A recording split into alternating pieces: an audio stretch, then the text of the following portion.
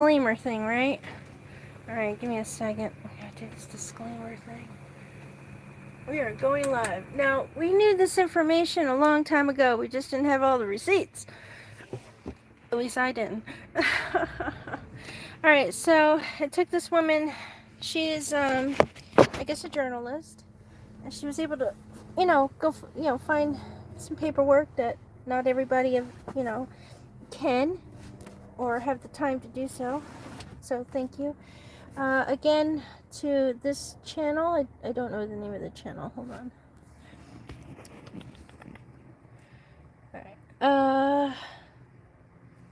I have to open it in order to, be able to read the name. What's the name? Okay, The Interview Room. I love this channel. Everybody does. Okay, so you guys can go there to watch the original. I will post the original at the bottom, because obviously when people are talking over things, it becomes an issue. Alright, now, I kept telling you, it doesn't matter what, what subject ever I put out, okay? It doesn't matter what video I put out. It doesn't matter the subject. It's in every single one of the videos. Every single one. That this incident has to do with the house and the university. And yes, they are doing illegal things. Every single thing that we're finding is not obsolete. It is not false. It is 100% real. So this is what's so scary and dangerous, is that they will single out somebody who's weird. They will research that person to make sure that if they're going to make that person a fall guy, nobody's going to question it. Nobody's going to be able to stop. Nobody's going to be able to help them. I'm telling you that Bryan Kohberger has been tailed for a very long time. And whatever they had plans with this house was planned for a very long time. Okay, so yeah, they've already handpicked Bryan Kohberger a long time ago. But of course, they had to make sure, hey, is it going to work? And so far, it's working. I don't know how in the world it's working, but okay, we're gonna listen to this. And yeah, I got to do the whole disclaimer thing. Hold on, give me a minute. All right, I got time. Just chill. Let's find my disclaimers. Yeah, I have no choice. I'm so sorry. I got it in here somewhere. It's a disclaimer video. I swear if I could just go to an album, we'd be better off, right? Here we go. Woo-hoo. There we go. Disclaimer. Fair use for purposes such as criticism. It wasn't that hard. Just chill. Comment, news reporting, scholarship, and research. Fair use is a use permitted by copyright statute that might otherwise be infringing. Non-profit, educational, or personal use tips the balance in favor of fair use. Okay, so if you want me to take it down, like I said, please contact me. I am not hard to contact. You can even leave me a message, okay? I'm talking to the owner of the channel. There's no reason to attack a channel and do copyright stuff to anybody. Give them a chance.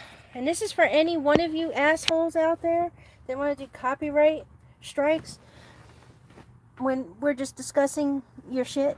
Okay, thank you. Okay, here we go. Sorry, I'm just trying to be nice. I really am. Okay, here we go.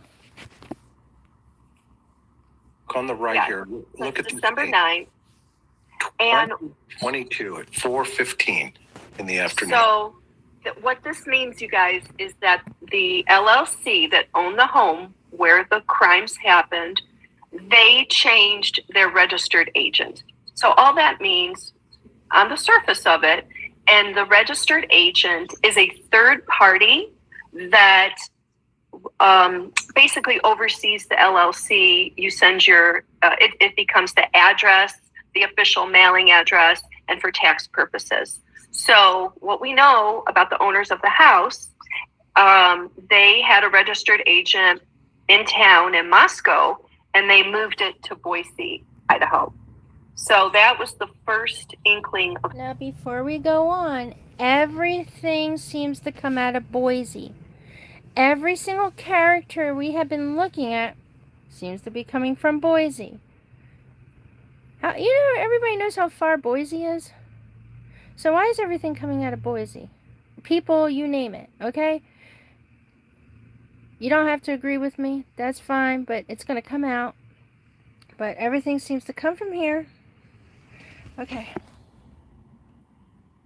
Something is going on with the home in terms of the public or the property records. So, honey, somebody had a question. Oh, before we go on, Frankie's at the bottom.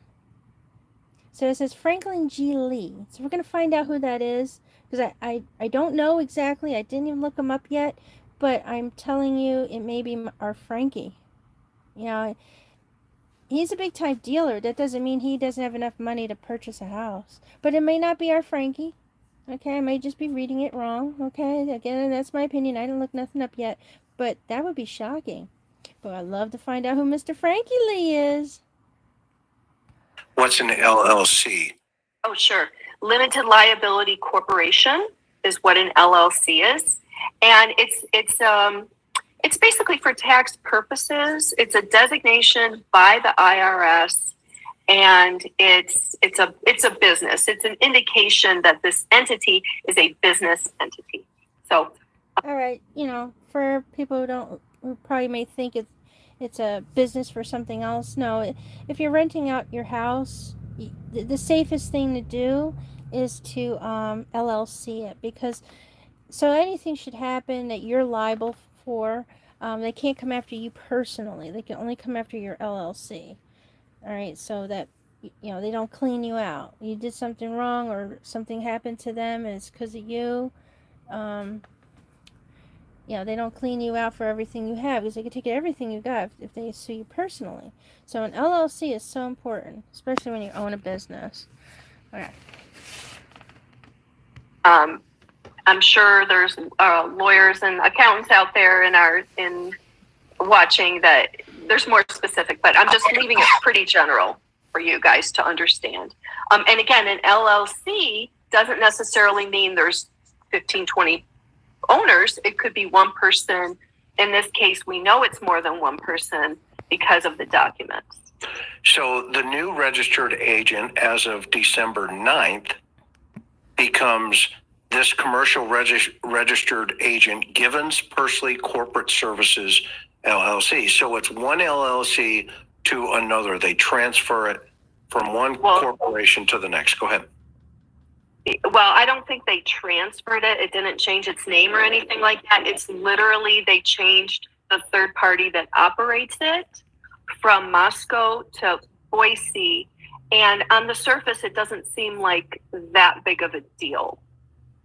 Right, except for Brian All right, but before we go on, it does change the name. I mean, look at it. You got one that says Team Idaho Real Estate. And then the other company is now Givens something Corporate Services, LLC. That's two different names. So, I don't know where she thinks it doesn't change names. I mean, it doesn't change addresses or property code, maybe. I don't know. Kohlberger is not in custody yet on December 9th, and they're already moving to start getting rid of this house. Okay? You heard that? You heard that? He wasn't even arrested yet, and they're already moving to get rid of the house. Listen to it one more time. Sorry, I just gotta do it. Listen. So that was the first inkling of something is going on with the home in terms of the public or the property records. So, honey, somebody had a question. What's an LLC? Oh, sure. Limited Liability Corporation is what an LLC is, and it's basically for tax purposes. It's a designation by the IRS, and it's a business. It's an indication that this entity is a business entity. So I'm sure there's lawyers and accountants out there in watching that there's more specific, but I'm just leaving it pretty general for you guys to understand. And again, an LLC doesn't necessarily mean there's 15, 20 owners. It could be one person. In this case, we know it's more than one person because of the documents. So the new registered agent as of December 9th becomes this commercial registered agent, Givens Pursley Corporate Services LLC. So it's one LLC to another. They transfer it from one corporation to the next. Go ahead. Well, I don't think they transferred it. It didn't change its name or anything like that. It's literally they changed the third party that operates it from Moscow to Boise. And on the surface, it doesn't seem like that big of a deal. Right, except for Brian Koberger is not in custody yet on December 9th. And they're already moving to start getting rid of this house. Okay? The one thing you don't want to do is don't challenge a real reporter. Okay. He's going to be boasting her. He boasts her a lot. I think he really likes her. Let's see if we get past that. Why did the owners, the LLC, feel the need to gift it to the school? There's obvious questions. Did the owners know Scott Green?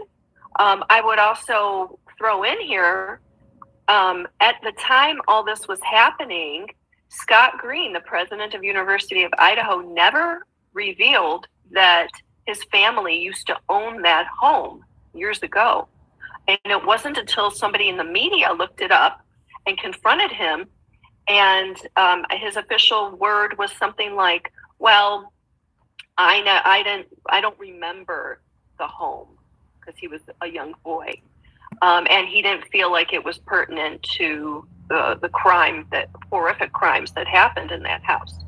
So, you just have to wonder. And I was, talking this through with Chris, and I said, okay, look, so we know Scott Green is 62 years old, and we know that he was born in Moscow, Idaho. We know he would have been something like 5 years old, something like that, when his father purchased the house at 1122, used to be called King Place. Now, we don't know. It's unclear if the family ever lived there or not. By 1972, his dad sold that property. And the family, as far as we could research, by 1969 had moved to Boise, Idaho. So we don't know if he ever stepped foot in that house, if it was income property of some sort for his father, whatever. But he did have a connection to it, and he didn't reveal it at the time. Again, this is all part of, what's been reported in the past on this. So, but you really have to wonder, was there a conversation? My question is, was there a conversation between Scott Green and the owners of gifting it to the university so the university could get rid of it? Yeah, and this is what got her moving everybody towards, hey, wait a minute, there's more to this problem than people are seeing here. And next thing you know it, we all questioned this. All of us. I've questioned it like for a year. I'm not the only one. Other sleuths have questioned it. But how do you get that type of answer? How, you can't really do anything anyway. If you could talk about it till you're blue in the face. Okay, these are people in powerful positions of ownership.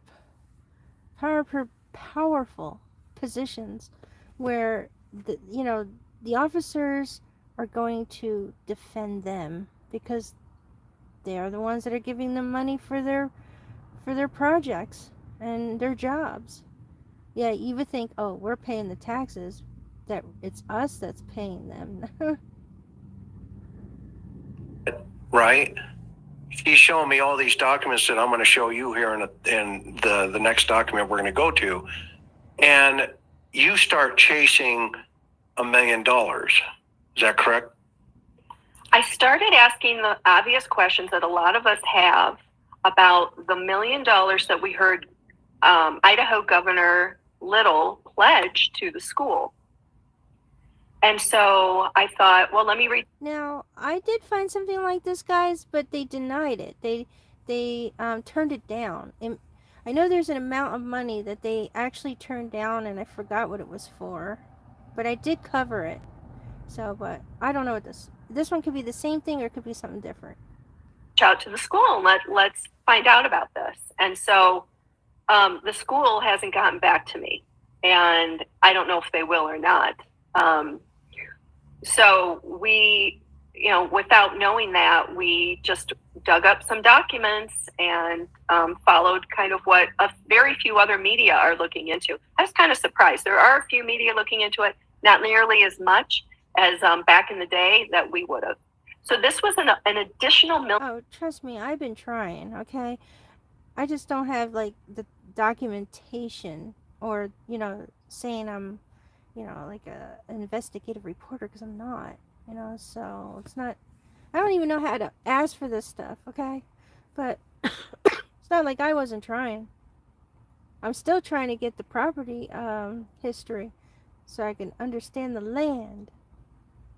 $1 million that the university was given, and I think Chris has the House bill up for you guys to see.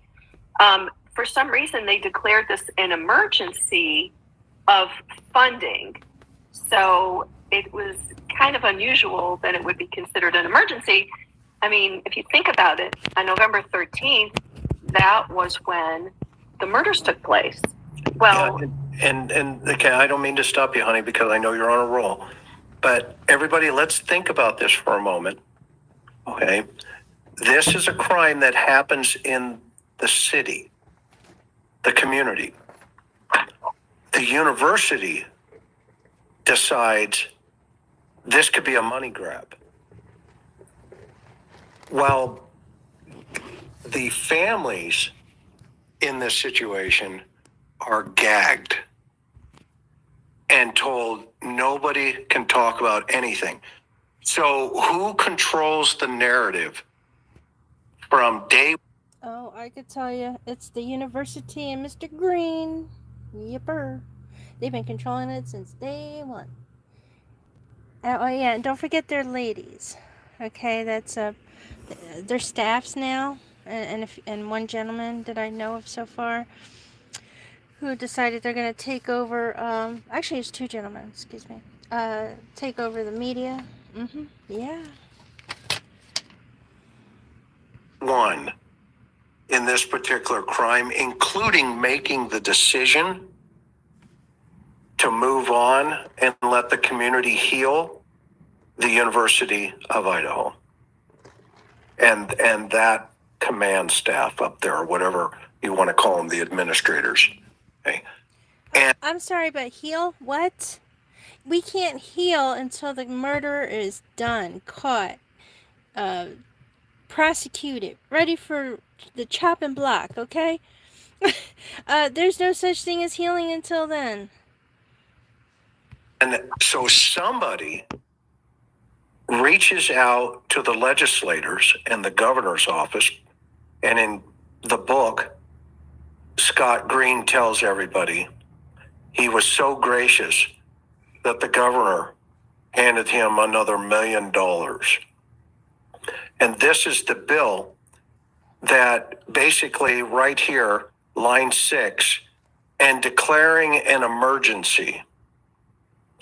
Now, mind you, the emergency is funds are coming out of the city of Moscow and the taxpayers.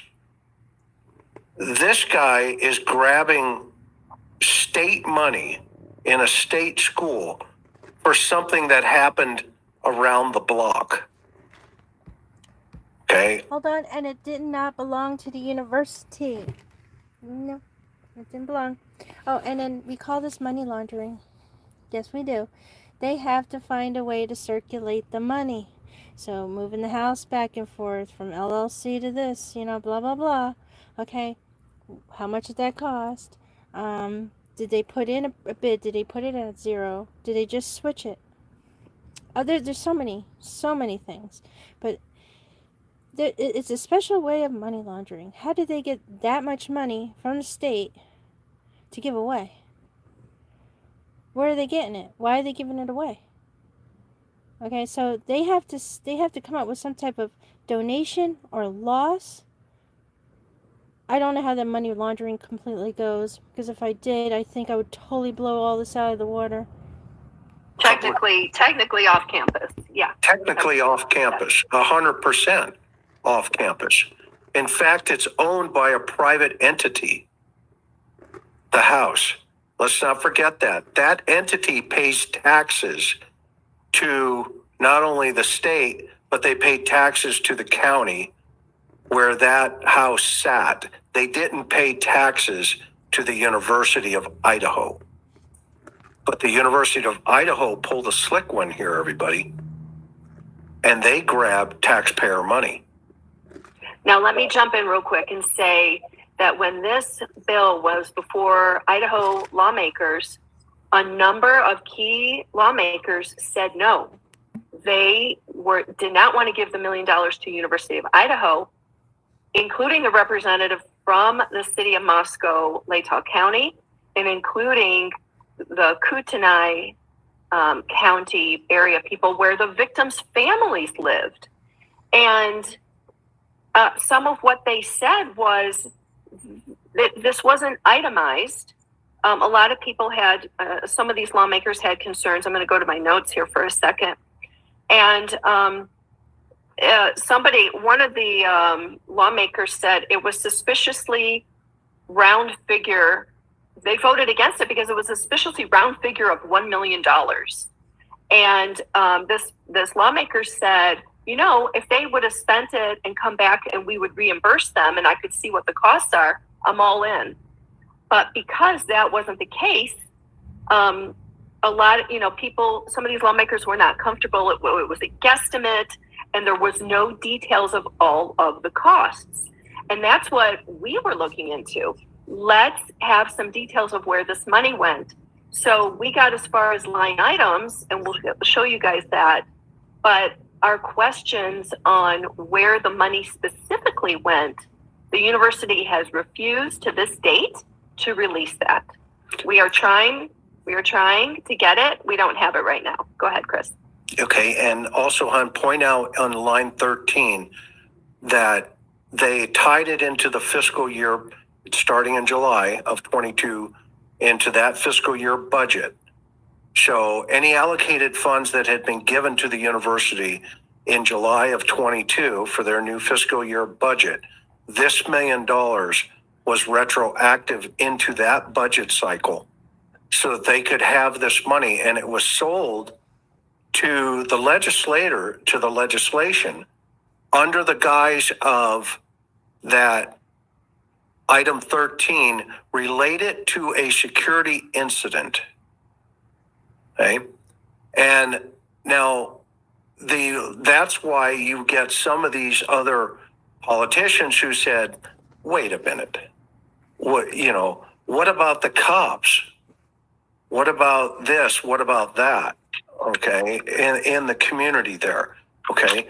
And look at line 15, they put in here, well, then you're going to have to show us an accounting of what you do with this money.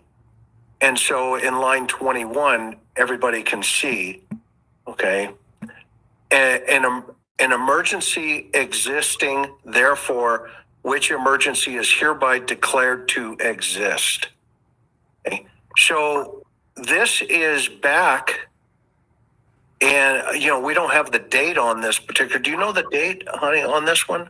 When the bill was first put in? I forgot to ask you that.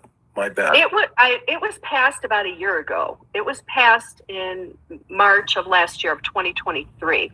All right, so it's right here. It's June 30th, 2023. It was, I guess, set by for July 1st. I guess they were working on it, so it's right here. and then finished by June 30th. Are you on page 2 yet of the letter, or is that just the bill? That's just the bill. You want me to go back to the letter? Yeah, let's jump to the letter so people have more of a context about this. So the University of Idaho president, Scott Green, was required to provide a list of, go back to the top of that letter so people can put this in perspective. So this is dated August 1st, last August 1st, 2023. And this is where he had to give an accounting of the $1 million. Where is the $1 million going to go? What did you spend it on? Where is it? And so if you scroll through that letter, that's probably a lot of legal, politician speak.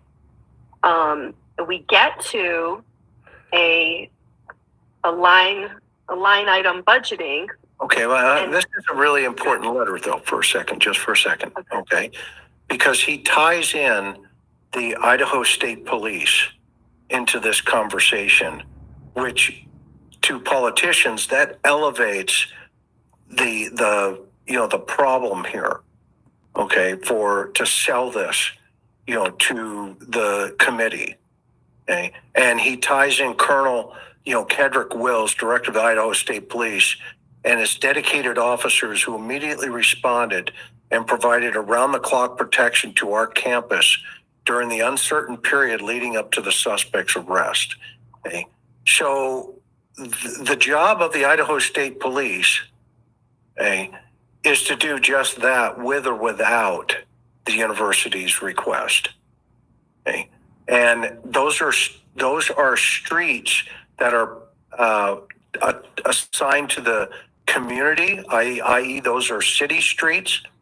So what happens in a smaller agency like Moscow is they run out of resources because they're working this murder. So they call for mutual aid. That mutual aid comes to the community, i.e. the chief in Moscow, who's retiring May 1. Let's not forget that, everybody.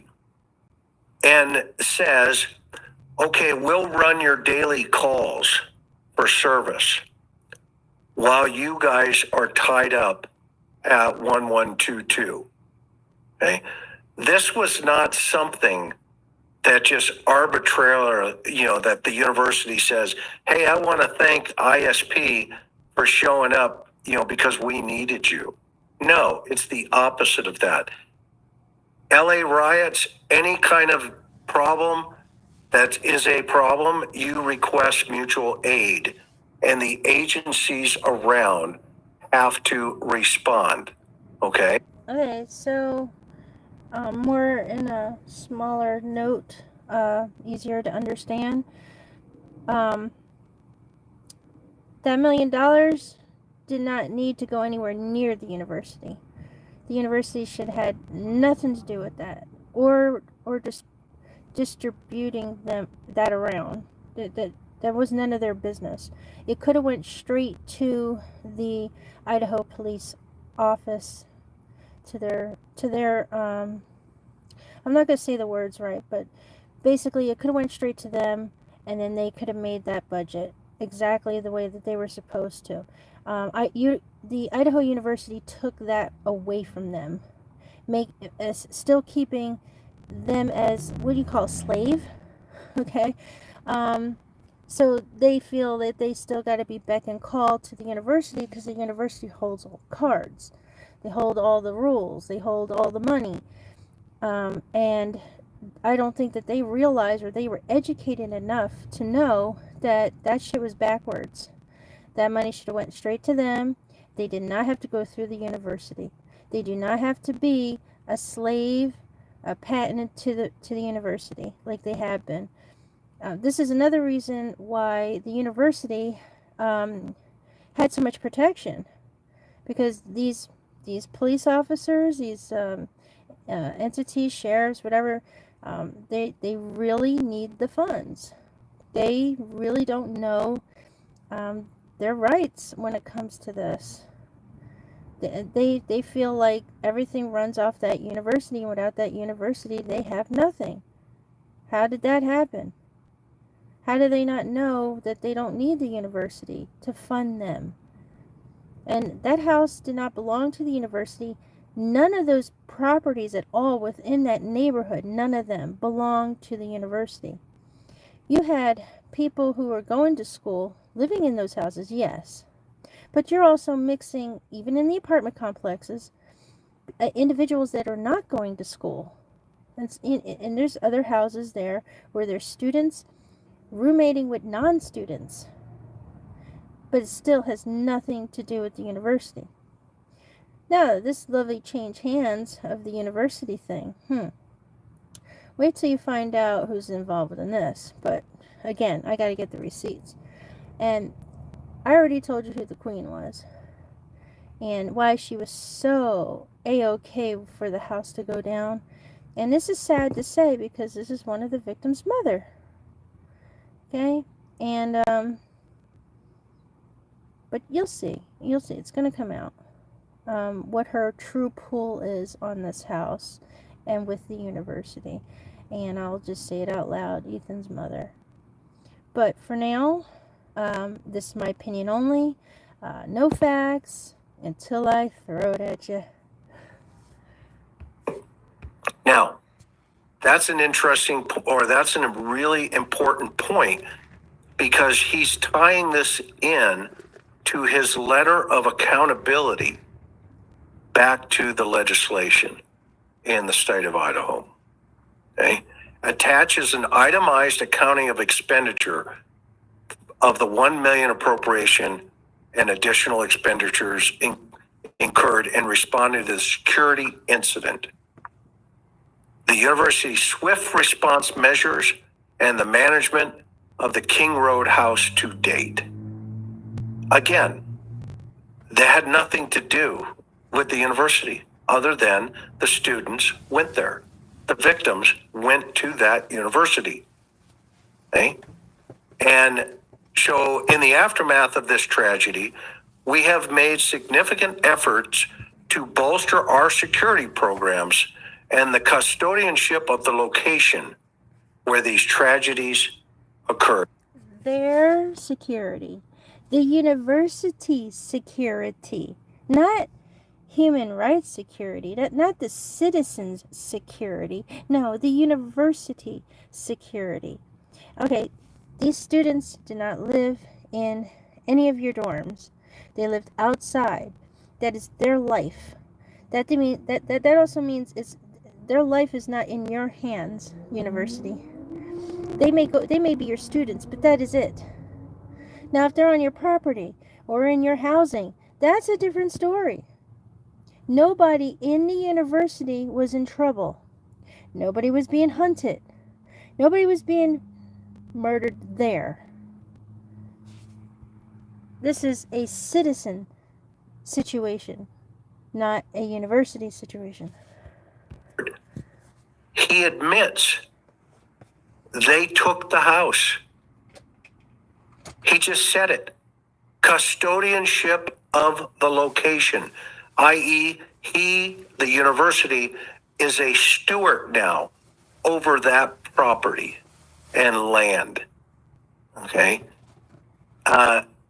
We will cover the additional expenditures from our reserves.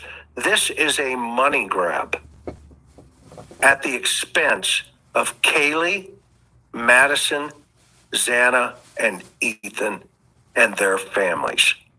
Okay? It is important to highlight. And you know, the parents right now should be so appalled. They should be fighting this. They should be questioning this. But why aren't they? Really think about that. So we already know that 2 of the parents probably ain't got enough brain for it. And only 2 do. Which is Mr. Gonzalez and Ethan's mother. They would be the smartest people. You know, the smartest family member of the victims out of the rest of them. Okay, so what's going on here? The expenditures related to the King Road house are ongoing and have included security, removal of personal items for retrieval by family members, and remedies of hazardous substances in preparation for tearing down the existing structure. We expect further expenditures in the future as we demolish the King Road property. Is there any question now for anybody, meaning the university, that you folks drove the destruction of probably one of the highest profile crime scenes in this country? I'm going to finish out his sentence because it's really good, but mine I think is much better. Yeah, everybody wants to put down my my findings, ignore my videos, right? When it comes to that, what's under that house. Why do you think they really wanted to tear down this house, guys? What do you think that they're hiding? It's not just the house. There's some cupboards, some walking areas behind the walls that somebody can crawl and walk or stand in, okay? There's things about that house we don't know. But guess what? A jury will never see it. Yeah, you're probably like, oh, well, Taylor was there and the prosecution and okay, wait, hold up. Taylor may not know where to look. She's walking through the house, but she may not be thinking, wait a minute, the wall's crooked. Why is the wall shaped like that? She's probably not thinking that. Or maybe she's seen it. Maybe she actually seen all the cubbies. And she already knows. Okay? But she definitely made sure she went through it. But tearing down the house, nobody's ever going to experience. No one's going to ever be able to experience an old basement that they sealed up. Okay? They're not going to experience any new type of basement or even storage that could have been under that house. Oh, and I don't care what anybody says about me. Okay, I really don't. Why build a house on a mound? Okay, the mound is still there. All they did was cover it with some type of it's a coloring ground sheet or whatever they call it, so that as you're moving around it with a camera, it changes, so you can't see the true layout of it. So, They crushed it down the best that they could. Yes, they did, but they ain't done. And they've probably been working on it, while we're not looking, while we're not even paying attention. But they've probably been working on it. So I told you specifically, everybody keeps saying, oh, she making up stories. She wasn't there. She lying. Okay, it's coming out. I also, or a conspiracy theorist. The plans with that land. I already told you what they can and can't do to the shape of that land. And what they would have to do in order to be able to deal with any water so water doesn't retain in those in the bowl. So that land, that property has to be propped up a certain way. It's for water irrigation. All right, so people who understand landscaping, they would probably do a better job explaining all this. But there's something about that house that was so important to take down. So important. Before a trial, you could have done it at the very end of this thing. And everybody would have been able to say, okay, let's tear it down, make it go away. But you chose to do this from the office of Scott Green, president, so you could have some chapters in your book. Wow. And let's look at your expenditures here. Karen, what did you find out? Well, these are general. This is not this actually leads to more questions. So the first one, I was sort of blown away at the first one, if you guys can see it. He's got Idaho State Police meals and lodging. So I remember reading in Scott Green's book that just came out about the murders, he characterized the state police, Idaho State Police on campus, as, quote, volunteers. That's his word. Do you have That's the what he page? said in the book. Page up? I do. I want to go back and just read this to you guys. I'm in his book. Okay, this is the book Scott Green wrote. Here's what he says about the Idaho State Police being on campus right after the murders. Quote, the governor was so supportive, immediately pledging $1 million to accommodate our response to... Whoops. Did she get cut off? Hang on for a minute. She'll be right back. Okay, if she's saying that the university was at the scene, I told you that they were at the scene before real authorities, so hold on. I may have missed it a minute. Apologize. Wow. And let's look at your expenditures here. Karen, what did you find out? Well, these are general. This is not what... This actually leads to more questions. So the first one, I was sort of blown away at the first one, if you guys can see it. He's got Idaho State Police meals and lodging. So I remember reading in Scott Green's book that just came out about the murders, he characterized the state police, Idaho State Police on campus, as, quote, volunteers. That's his word. Do you have That's the what he page? said in the book. Page up? I do. I want to go back and just read this to you guys. I'm in his book. Okay, this is the book Scott Green wrote. Here's what he says about the Idaho State Police being on campus right after the murders. Quote, the governor was so supportive, immediately pledging $1 million to accommodate our response to... Whoops. As soon as she comes back, did you hear that? Did you guys hear that? That they're being considered as volunteers.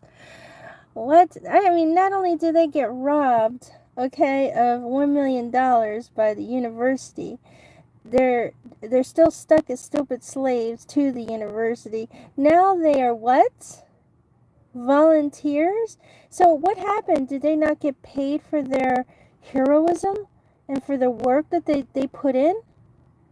And so what's going on if they're volunteers? How are they at the courthouse taking down Brian Koberger? This Idaho is the Idaho State Police, right? Hang on for a minute. She'll be right back. What do you guys think so far? As you guys can tell, I married so far up. I mean, this stuff, when she was bringing... I gotta tell you, this is one of the best interviews I've ever saw here on YouTube. So giving it to Karen here. Thank you. Thank you for all the hard work you've done. I sure wish that I was the one having this interview with you. And this to me, I was just like, are you serious? You know, and then she started to show this, you know, Idaho State Police, meals and lodging, $241,478 for volunteers. Okay. I mean, read this. You got third-party security. A UI increase in security.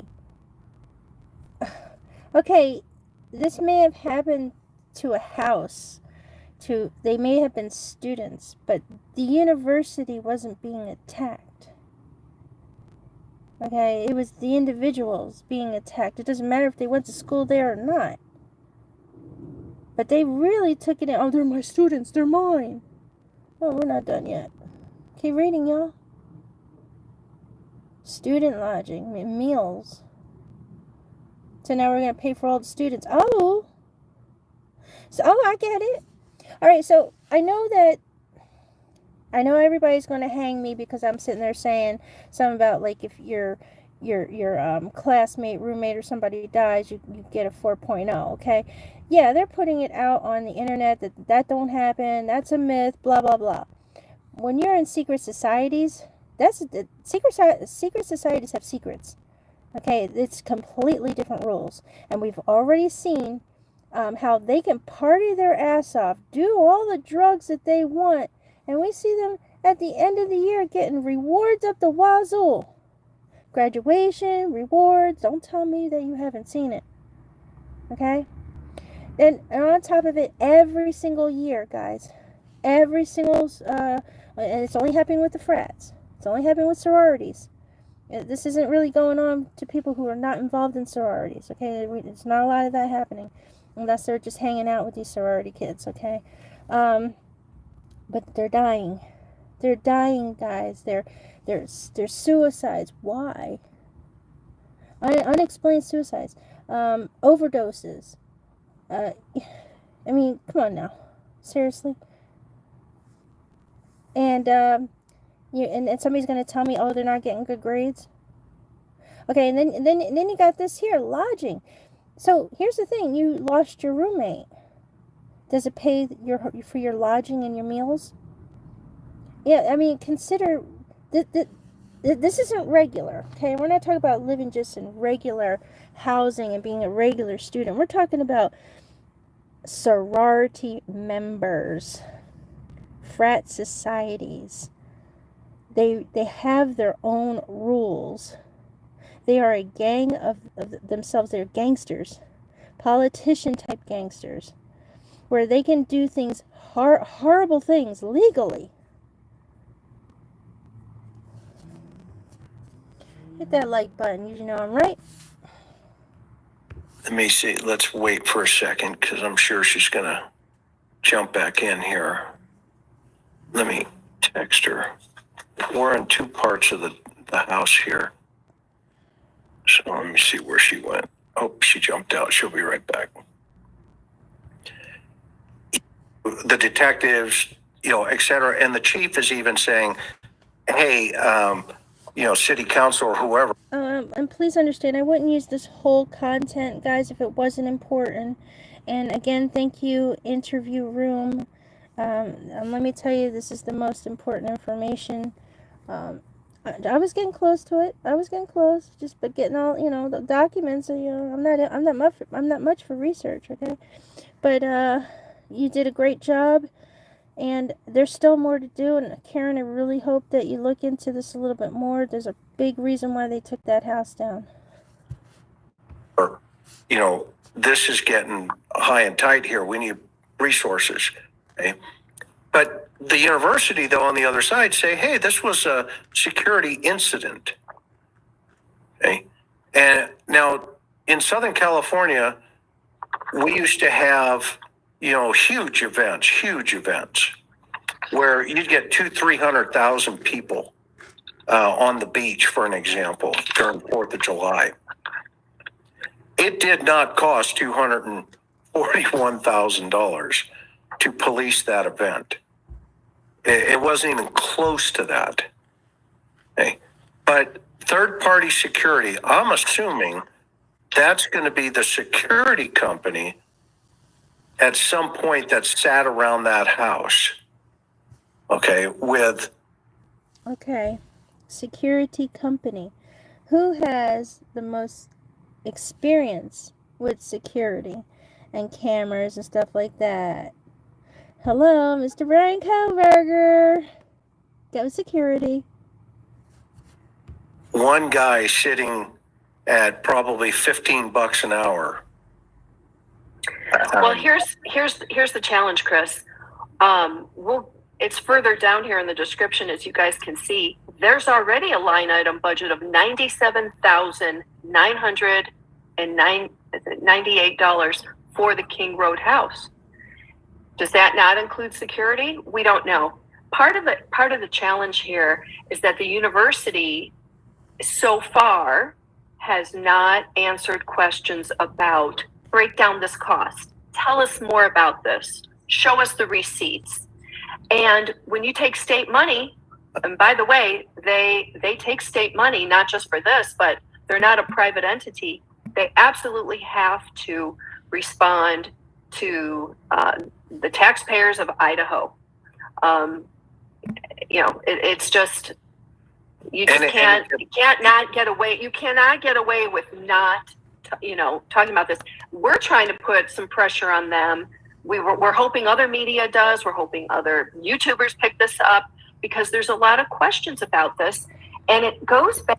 Lana from Truth and Transparency is really good at getting stuff like this. I'm just kind of surprised she hasn't.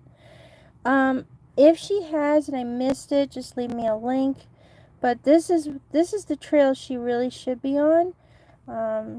She should be getting this stuff, and hopefully she'll re-listen and maybe get that property stuff that I was telling you about.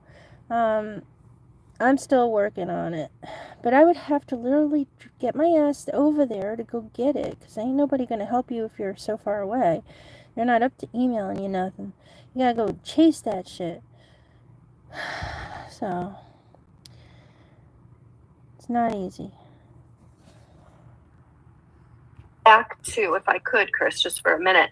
And we're going to keep going down this list because I have a few other things to say about this, but they have to be responsive. They haven't, in a lot of ways, if you think about it, they're not under the gag order, talking about the university.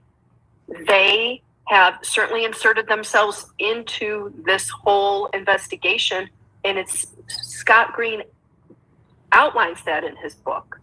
So they're not being pulled into this. They were there from the beginning. They were there having meetings with Moscow Police Department. He writes extensively about this. They are outside of the gag order. That's right. The lawyers for the university were not put in that gag order. And so he's free to go write a book and take $1 million for his university. But again, taxpayers have a right to know. People have a right to know about expenditures related to the crime scene that they demolished and all the other, we'll call them security related questions. So the next one on the list here, it says University of Idaho increase in security. My read would be that this perhaps is overtime for campus police and expenses surrounding that. I could be, I don't know. Again, the university isn't saying. Chris, what would be your read about that? Because that's another $200,000. It's a pretty big chunk. Well, they could have hired us. Well, I could have written that plan for them. And oh no, I'm talking about the number 3 UI increase in security. I haven't got to the consultants yet. No, I haven't got to the consultants yet. I mean, they could probably hire anybody in the chat. Anybody, increase the security another $200,000. Look at just those 3 items. It's close to $700,000. Couched all under the umbrella of a security incident. And meanwhile, you have Idaho State Police, the FBI, Moscow Police Department, okay, all working this case, okay, and yet the university somehow decides they need $700,000 worth of, security on the campus all of a sudden. Okay. And I got to make sure, right, I give him props for putting it in his book and writing about it. The snow, toboggan incident, etc. Good stuff. Well, who paid for the volunteers from Idaho State Police?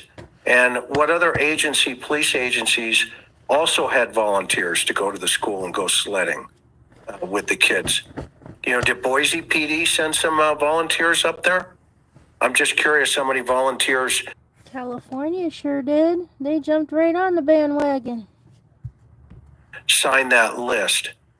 Because I've been in this business 42 years, 25 on the street. Okay. And if there was a volunteer list, for us, it was, at Torrey Pines during the golf tournaments. you know, but here, he needed to have the students feel comfortable when 90% of them went home to their families. That's where the real comfort began, you know. So I'm trying to figure out, this math isn't adding up. It's a lot of double talk going on here. But I think the consultants, go ahead. Yeah, this honestly was the part that really, I think it just sort of raised the hair on the back of my neck as an investigative journalist. Let's just break this apart for a second. They paid consultants. Oh, and just so you know, I'm not an investigative journalist.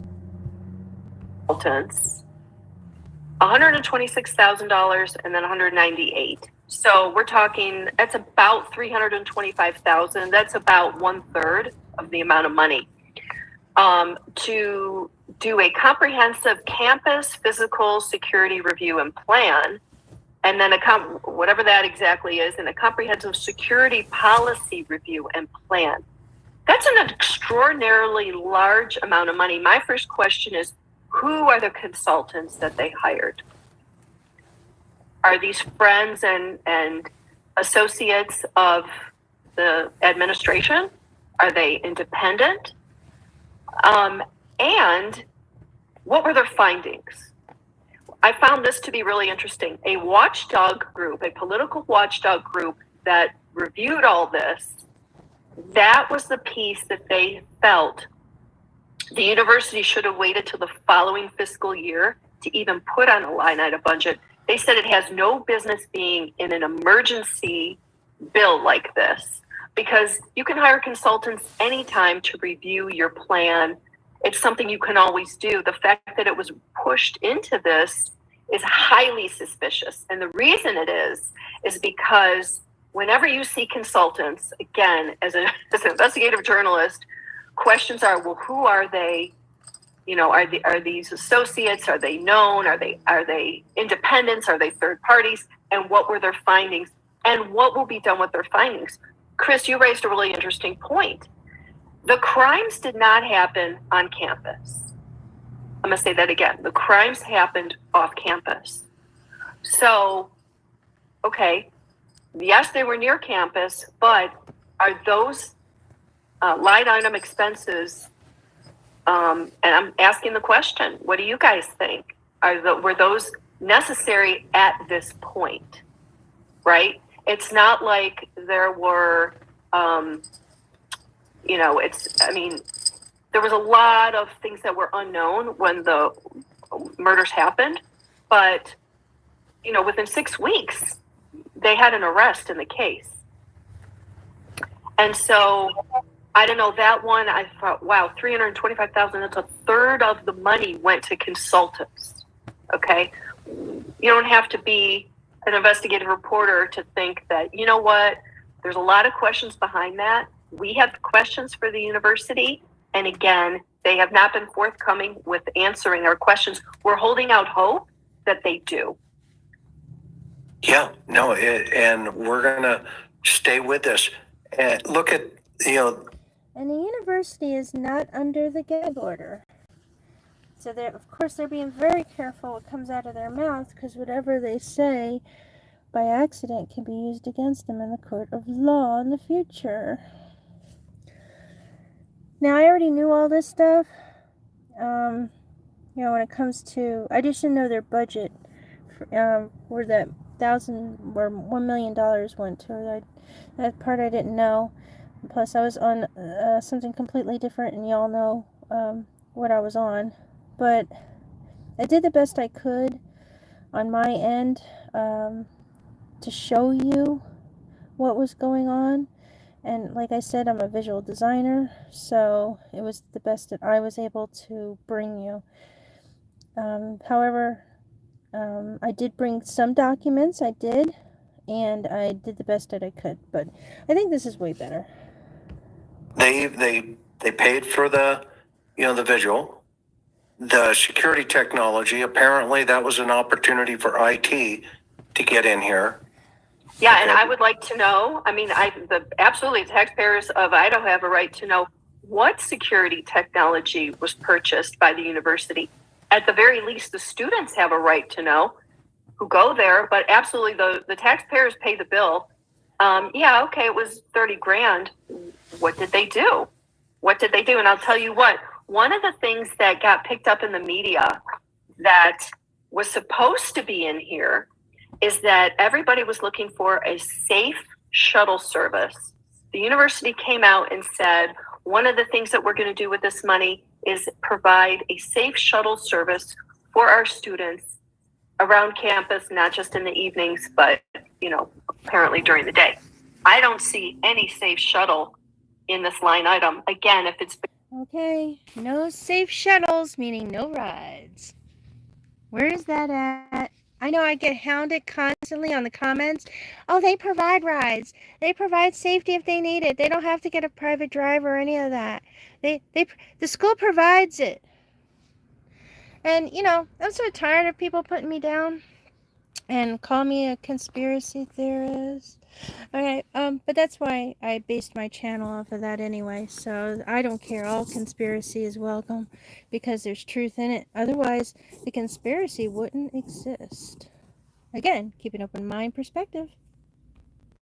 Buried somewhere else, then the university needs to come out and tell us where it is. Yeah, no, I think you have been onto something on this one.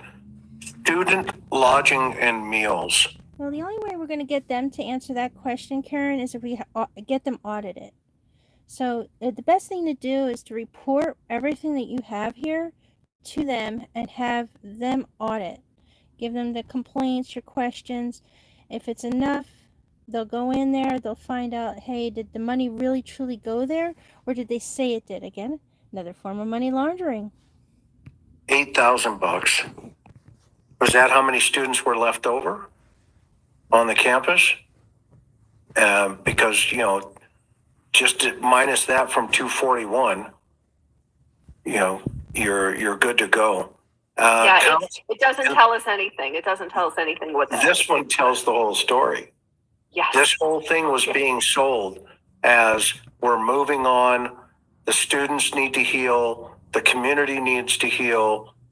Everybody needs to feel good about each other. We got a toboggan event.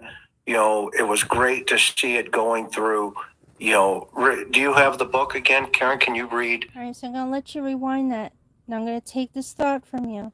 You remember what you're seeing in the courtroom, right? And I told you that money talks, bullshit walks. And I told you in many of my videos what's going on there. Things aren't normal when it comes to the judge or the state prosecution. So if they're not using all the funds exactly the way they said here, that means most of those funds are being pocketed. They're paying their officials off to make sure that Bryan Kohberger goes down no matter what. It doesn't matter if there's not enough evidence. He's going to be convicted, and maybe they'll just spare his life and not do the death penalty. But that's probably the most they're willing to do. This is also how they were able to violate his citizen rights in Pennsylvania, where Pennsylvania was more than willing to help Idaho University just because of the story, not because they had all the evidence in front of them. No, they had nothing. They had nothing in front of them. They took their word for it. I covered that for you. Okay, this is all happening, and I'm telling you, this is all happening because I truly believe that the girls were either they were trying to get out of a situation that they did not know that they were in, okay, and they were probably getting ready to sing like canaries, okay, and it still has to do with their operation where they're money laundering, and the university's trying to hide every bit of it. They're trying to hide the fact that they have that sugar babies accounts going, that they're prostituting your little girls, okay, and training your little girls to be a certain way, okay, regardless if they're into sports. Don't think that they're going to remain that independent, okay? They're training them for marriage and certain things, okay? All right, what else? I showed you photographs. I mean, I'm not the only one who showed you this stuff, okay? You have Bubbly Waters, you have all these great channels like her, okay? Zooming in on it, okay? You have young frat boys in blue suits. Now, they're blue, okay? Not black, not standing with girls with different color nightgowns, as if they're dresses. Okay, you can't tell me there's no sugar baby thing going on there. And I'm not putting, there's more. The drugs bring in the money too. The more they party and have a good time. Okay? That's why they protect their main drug dealers. They don't take them down. They only take down their competition. That's it. Because as long as the university has control over the money and over where it's going, how they're money laundering, okay, they're never gonna give up their guys. The only time they will is if they don't have control over them anymore. Okay, and then don't forget the fall of FTX, and as ETH went down, and basically crypto went down in November, all because of the scam that FTX was doing, and plus that other Hex. Okay, plus not just Hex, other items that you guys didn't even know of that I did show. I did do a video of it. I was kind of looking for it. I don't know where it is, but Xana. I showed you the Xana accounts, named after Xana. Okay, I showed you the fact that they very well could have thought that they were helping with what do you call investing money. Who knows if Xana was getting into investments and was working. Again, she works for other people. Where's their money? Where did it go? I mean, if there's a hit on them, their money was gone. Okay? Their product, whatever, is gone. Or somebody was getting ready to sing like a canary. That's what's going down. So the only reason why they would go after Brian Koberger is because he's part of the security. I'm not saying that he could be a forced informant, or he could be participant informant where he's getting paid to be an informant, but he's definitely not your typical student and teaching a class, and no. So more of that will come out soon, along with receipts. I'm sure somebody will find them better than I can. But one of the best fall guy on the planet. Okay, they created a whole Ted Bundy. Okay, handsome, I guess, very well dressed, articulate, into crime stuff, PhD, but a serial killer now. I mean, all those years, all that work, all that believing in yourself, and to throw it away. I'm still on the fence on that one. Again, Taylor did get something that the prosecution still doesn't have. I think that's also why they are playing with Taylor. Don't forget, she got a drive that was found behind that TV. She never disclosed anything about that drive or whatever she found behind that television. And right now, she's only had said it was nothing. But that doesn't mean that that's true. She ain't ready to throw out her cards, because that's what they're waiting for. They're waiting for all her cards. Anybody that was trying to talk to her that they don't know about, okay, before they give her what she needs. It's a game. And for us seeing how the justice system is right now, on how they're able to get this what do they call it, jury, what was it called, guys? Oh man, hold on, somebody's walking by. Indictment. Okay, so you seen how underhandedly behind Taylor's back she goes after Bethany, so she could find out why Bethany left that house. Bethany wasn't there the whole night. So whatever happened before, that was her what she wanted to know before she left that house. And did Bethany lock up? No, she didn't, because there's too many people there. They're already it's a revolving door. How can she lock up the house? I'm sure she probably locked up her room and she left. She was not there all night. That's the only reason why she's trying to evade being a part of this investigation in any way, or even go up on the stand, because they don't want to use her, because they don't think because she wasn't really there, she would even be a witness to anything that truly happened. But they didn't tell you that she wasn't there. No. She left. All right. As for Dylan, what I'm thinking is that PCA with Dylan saying this and describing this is, I still, like, there's a part of me, again, this is my opinion only, that it's a lie. We all get that. But you know how they sit there and they admit that, hey, they don't tell everybody the whole story. They don't tell you the truth, because when they're trying to catch the killer, only the killer knows the truth. So where the bodies were found, they probably never told us really the truth on that specifically. Okay. They're saying the incident happened in Maddie's room.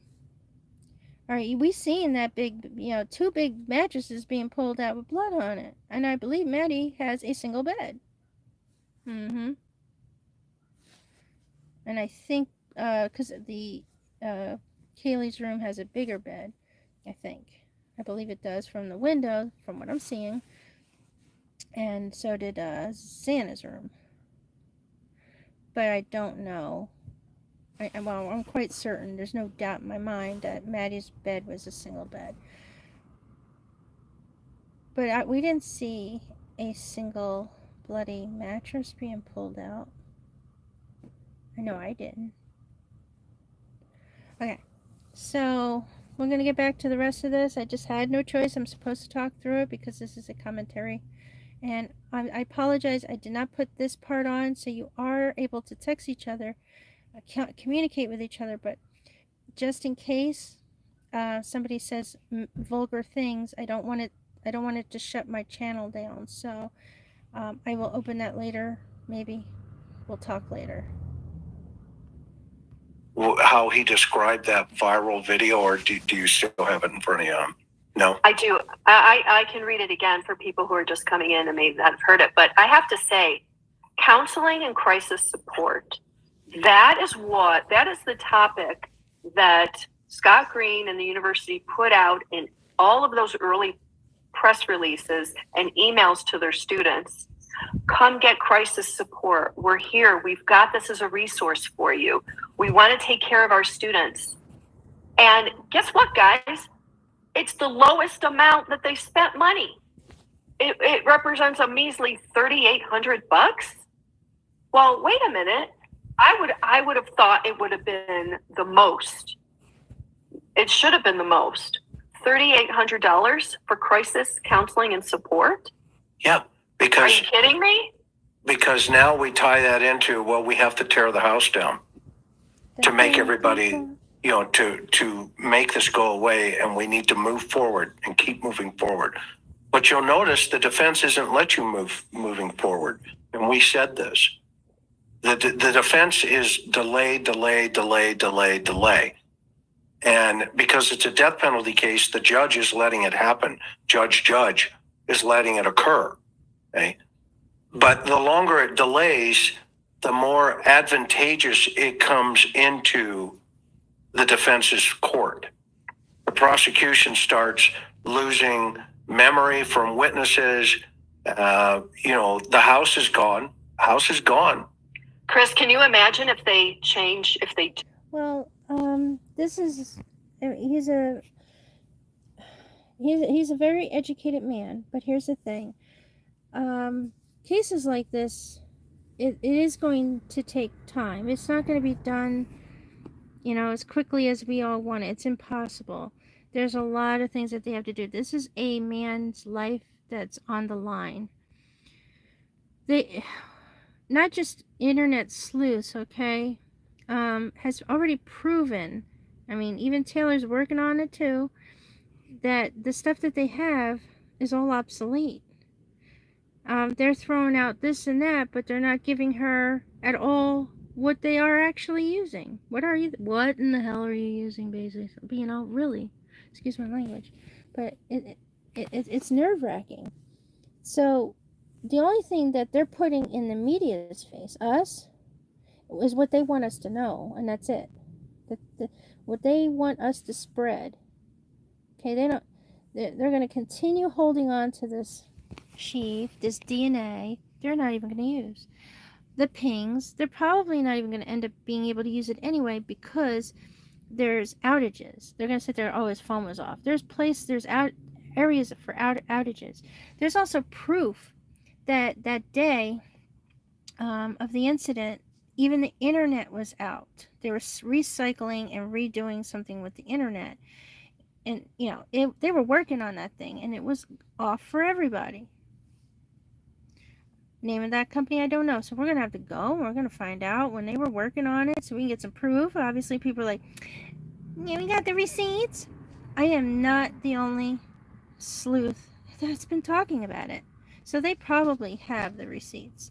So all you got to do is just look it up. And you'll probably run into the right sleuth who has the receipts. Okay. Now, we're going to listen to the rest. But I'm going to tell you, I'm going to, with, you know, even though I'm doing this 3D thing, and we're kind of moving slowly, we're going to start with the PCA garbage and then move into our theories. I'm going to show you that the theory that they came up with is 100% bull. And then I'm going to show you how more, I'm not saying the word right, but again, this is a visual thing. You have to see this visually, okay? Where you're going to notice it's impossible for it to be just one individual to do every single thing that happened, especially the fact that they said there was a fight. You know, they're fighting for their life. Okay, so it's not. This is impossible. All right, so I'm gonna show it to you. Unless they decide to just lay there and let it all happen. Wait till they came into the room, just laid there for it. It's all bullshit. Sorry, excuse my language. Again, that's probably why I don't get any good interviews. All right, but here we go. Do change venues. I'm not suggesting that they're going to. So then they're in a new area. The crime scene's gone, and people's memories are fading. Yeah, wow. It's crazy. It's really interesting. And, you know, there was one other thing, though, that you pointed out, Karen, that was reported to the public as of May 15th. This is another thing that you added here. Yeah, okay. So this is interesting. So this was released to a media organization. I was trying to find it. The university hasn't released it to us. The numbers are much different than what Scott Green wrote in that letter to the legislatures that would have been about 6 months later. So, you know, these amounts you can see are quite different. And you'll notice what's not even on there. The King Roadhouse isn't even a line item. And again, this was what was released to at least one media outlet. And they got this on February 28th. That's when this was reported. So, okay, 6 months later, approximately August 1st, Scott Green makes a report to the legislature, and it's this. So, again, I mean, you know, University of Idaho releases something that they didn't even follow up on and put this out in the public. Guys, make sure you're getting your screenshots, okay? Get your screenshots. You guys can create something out of this. You know, do something I didn't do. As to say, hey, our numbers changed from 6 months back. It's exactly what you're looking at. That would have been through May. So now it's August, and we want to update you. So there really is a lack of transparency going on. If they Lack of transparency? That's $1 million and something dollars, right? That you seen on the other paper there.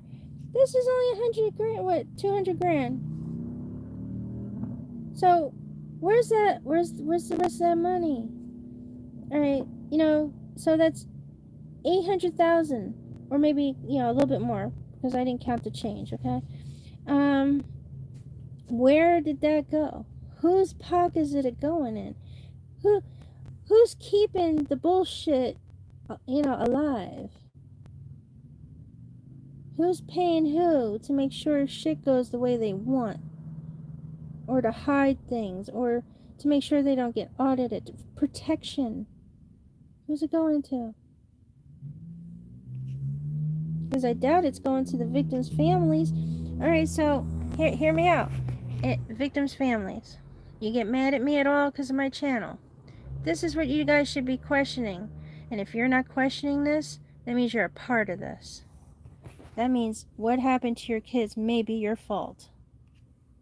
So if you're not a part of this, and I'm 100% wrong, you better get up and you better get at them, because the university is your demon. The university is the people you need to go after. Come out and tell us more about these line items. I'm going to come back to you guys and I'm going to say, well, they were transparent, but right now they're lacking transparency. Chris, go back to the other one. Okay. And I saw a lot of questions in chat. Flip back. Yeah. So you guys, you can see for the King Road house, almost $98,000. Even if it was to prep the house for pre-demolishing, as Scott Green has said, even if it was to abate any asbestos that was in the house, supposedly, as Scott Green has said, then give us a breakdown. That's almost $100,000 that was spent on a gifted house. And, go ahead and compare that with the crisis counseling support up above. Obviously, they're two different things. But again, it just kind of goes to they're not providing context. They're not providing details. And the public's read on this is not a good look for the university.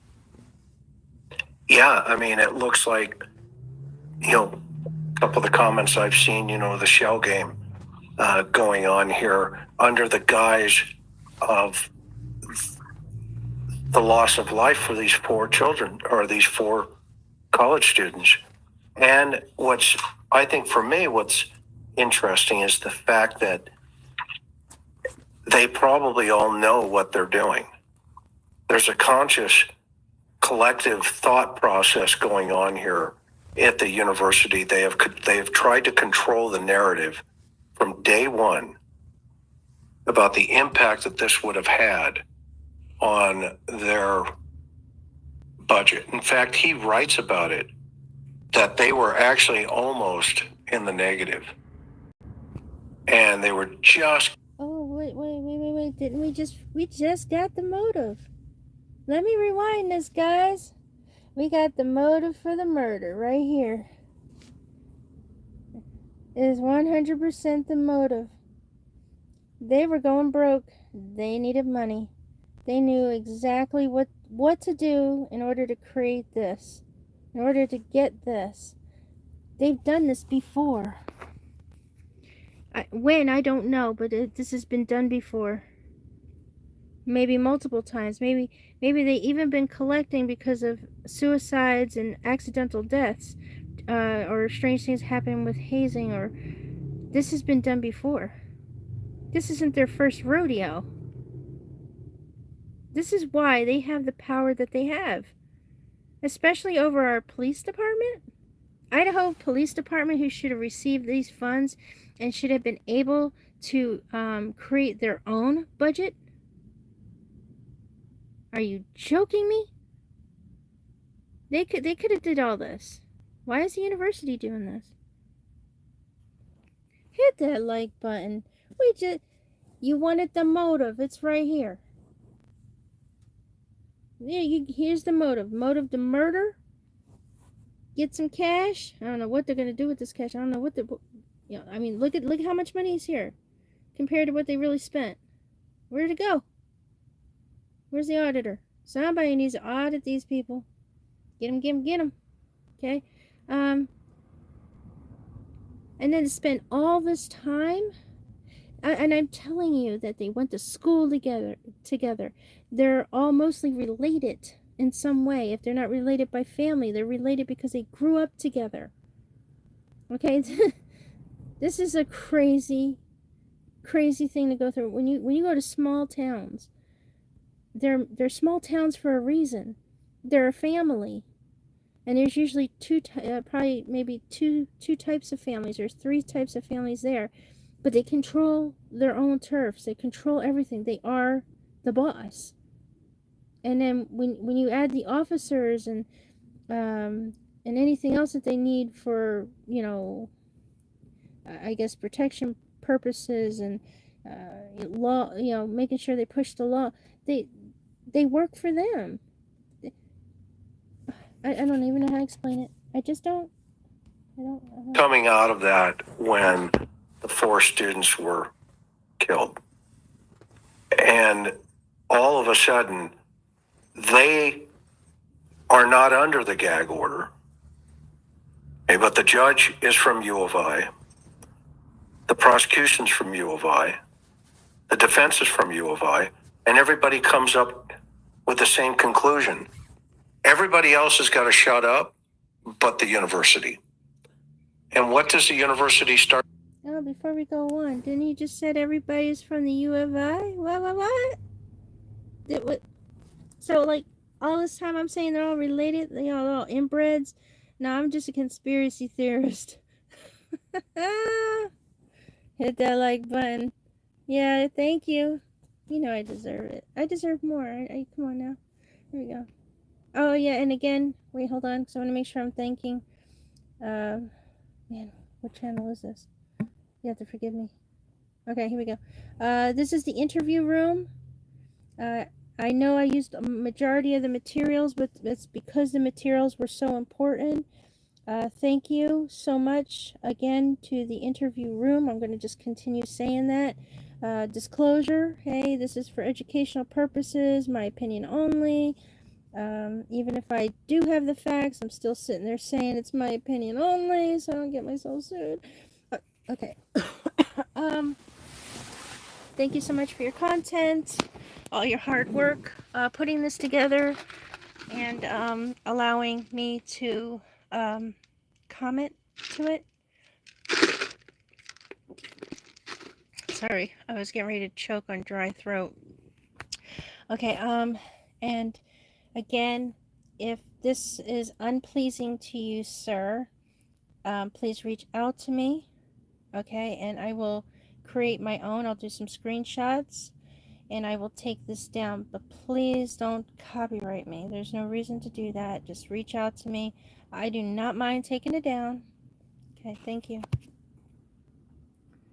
To do almost immediately, they start firing off a PR campaign. And let's remember, they're a for-profit business. Let's not forget that. City of Moscow is a government agency, government entity. The university, it's a for-profit business. Yeah, and so, you know, they decided, okay, well, this house doesn't belong there because it impacts our business model. Okay? The fact that, you know, I mean, that's right, but oh no. Thank God we still have lots of pictures of this house. Okay? They are hiding whatever connection this has to this area and to the back area, which I did not get to see, to the back road way up there, which also has a manhole entrance at the blue house way over here. Yeah. I forgot the name of that road, but I think everybody knows it. Everybody's been mapping it, right? So, what were they hiding down there? Don't forget, we still gotta look at buried bones. Now, that's just a saying, okay? And me putting out bones was only because of my my stalker, and it totally worked. So she made a fool out of herself, which I was loving it. But it was a metaphor, buried bones. All right, thank you. Let's move back into the goodies.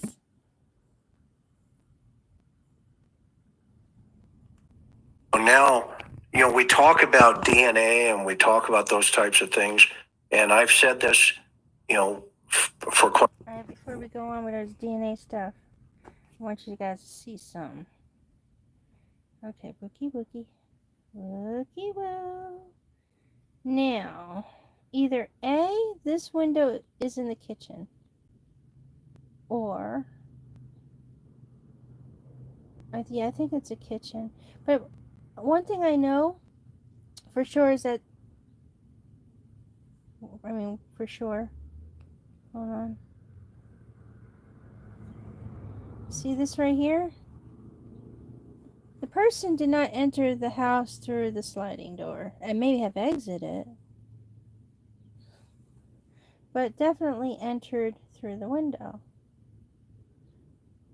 Okay. This could very well come right from here. Okay? Right above my head there. She doesn't even have a screen. So, who's going in and out of Dylan's room?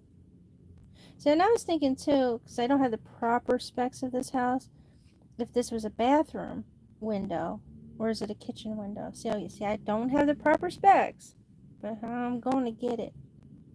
But you see that the house is falling apart anyway? Okay? People talk about, oh, this is a new addition. I mean, look at this. How is this a new addition? I mean, hell no. This house is falling apart.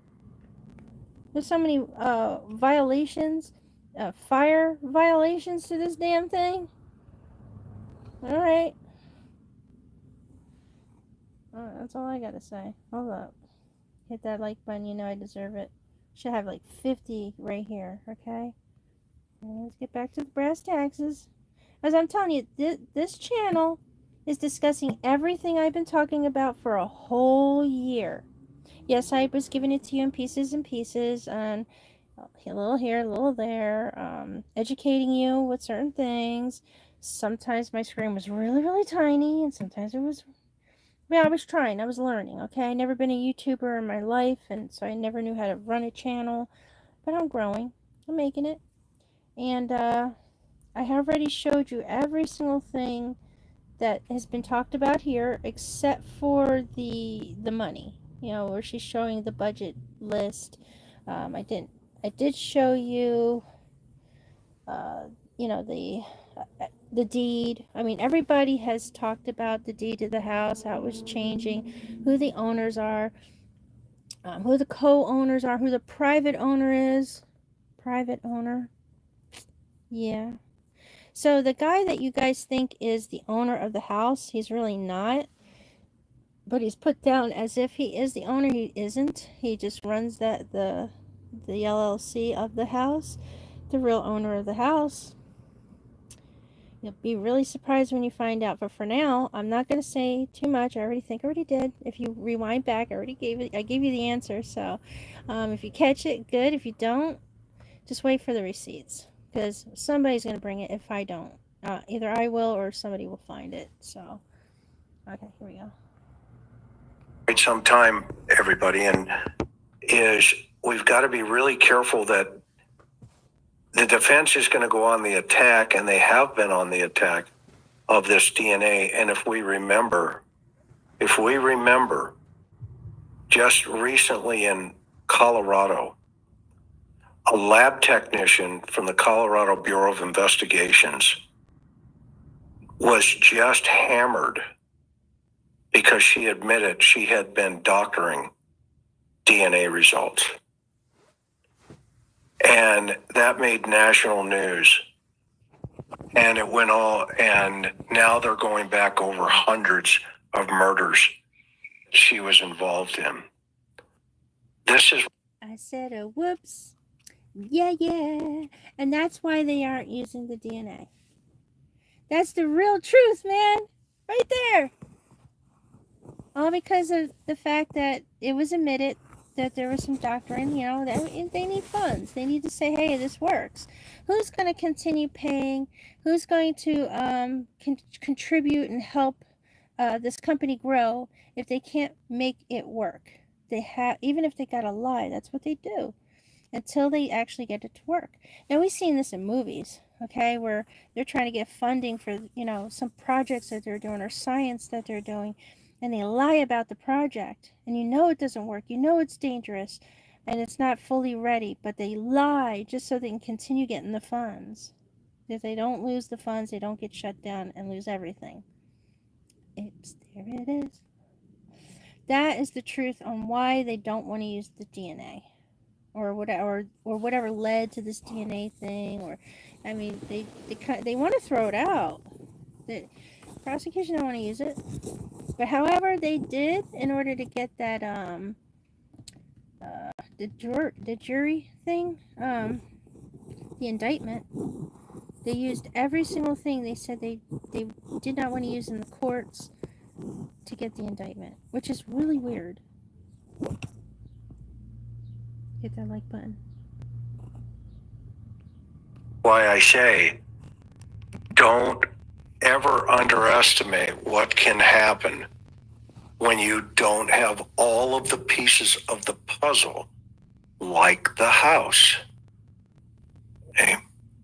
And because if that DNA falls, hypothetically, I don't think it will, but if it does, because we have to think like that, okay, then what else do they have? They got the tower pings, they've got the phone stuff, they've got him. Nope, they still can't rely on the tower pings. You can't. Because the way the towers are set up, you can be like, I would say 10 minutes away from that house and still ping to the other side of the house or close to that house. It's already been proven. So trust me, that's going out the window. Stalking potentially, by, some of the connections. Oh, it's stalking? It's called security. Okay? Hello? Wait till you find that out. Instagram, that kind of stuff. But this piece of evidence here, you've got the acoustic problem where you have audio from one of the neighbors who hears a thump, and then they hear things going on in the house, and they picked it up on their camera. But you don't have the house now. So let's say a juror says, you know what? I want to understand what the sound is. So if they did have a jury view and, haul them out there like they did in Murdoch, they could go up and in that room and they can do their own assessment. That's what jurors do. They're triers of fact. They are the one who's going to determine whether or not Bryan Kohberger is guilty or not guilty. Okay. But let me tell you, if they kept that house up, they would not be able to protect Dylan. Now, unless they lied and Dylan wasn't there either, okay, which I think she was. I don't know what type of vehicle she was driving. But if she wasn't really there all night and she was only there in the morning and she had left too, okay, that's going to throw away their whole case. So that means she's off the hook. So is Bethany, because both of them weren't there for real, okay? And then that brings down the house of cards right there. Who set who up? I mean, it's done. It's over. That man's walking, whether he's guilty or innocent. Okay, he's walking out of there. He's not walking no plank. Okay, but if Dylan really was there, those incidents did happen. All right, and somebody did walk out the door. and she's seen all that. Now, that's not going to protect her, because when they can hear all those echoes, all the stuff that happens, okay, she's going to be looked at differently, much worse than what we're looking at her like. And I truly believe she was forced to say those things, or those things are lies. I don't even think she was there, but that's my opinion only. Okay, I really don't believe she was there. So unless if they don't put her on the stand, guys, she was never in that house. It's not the prosecution or the defense. It is those 12 citizens that will determine that.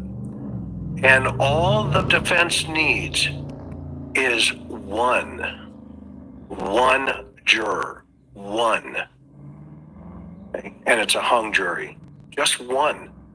The prosecution needs everybody, all 12 and the 3 alternates, depends on how many they choose, to all be on the same page in case they have to change out one of them, like Egg Lady in the Murdaugh case. That juror who came in had to have the same mindset of whether there was guilt or not, or innocence. And so I learned a long time ago, working 300 plus murders in my career, that you just never know. You do not know. So you always err on the side of caution, always. And then you're okay. It works itself out. The prosecution's able to do their thing. The defense is able to do their thing. Okay? And the university, towards the end, would have been able to say, it's over. Justice is served. It's over. All right, let's go over the cars here. I'm thinking that this black car would be Dylan's.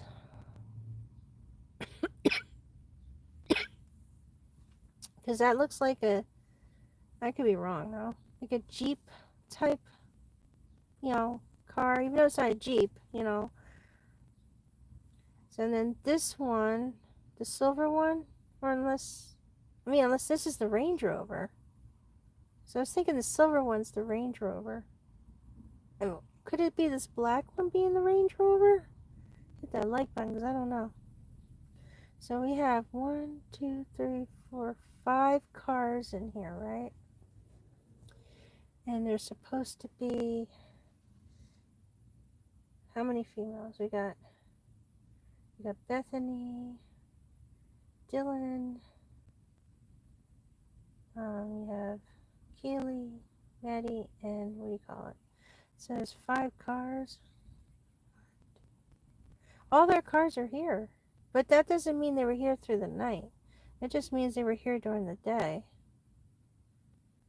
So who knows who was here at night? So unless there's some footage by the neighbors that maybe they can email us, that'd be nice, on what the parking lot looked like during that morning, basically. Between 1 and 4 in the morning, to get a nice shot of that.